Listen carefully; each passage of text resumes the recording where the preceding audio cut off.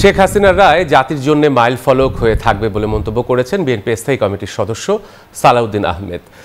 তিনি বলেন, আগামীতে কেউ যাতে ফ্যাসিস্ট হয়ে উঠতে না পারে তার জন্য এই বিচার এক অনন্য উদাহরণ। তবে রায়ে সন্তুষ্ট হলে দল হিসেবে আওয়ামী লীগকে নিষিদ্ধ চায় জামাত। এদিকে শহীদ পরিবারের সদস্যরা রায়ের প্রতিক্রিয়ায় কেউ কেউ সন্তোষ জানালেও অনেকেই নাখোশ সাবেক আইজিপির রায়ে।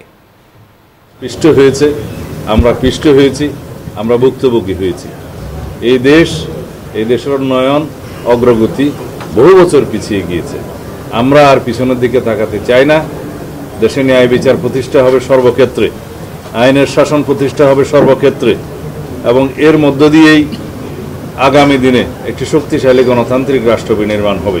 আজকের রায়ের মধ্য দিয়ে অন্তত ক্ষতিগ্রস্ত পরিবারগুলো একটা সুবিচার তারা দেখতে পেল।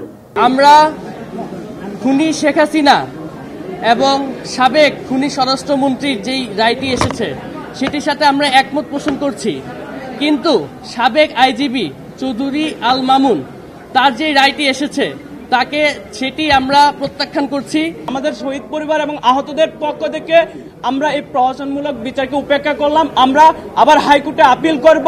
আমরা অন্ততপক্ষে তার যাবজ্জীবন আমরা আহত এবং শহীদ পরিবারের পক্ষ থেকে আমরা আবার নিবেদন করব। শেখ হাসিনা এবং আসাদুজ্জামান কামালের ফাঁসির যে রায় দেওয়া হলো এতে আমরা অত্যন্ত খুশি আছি।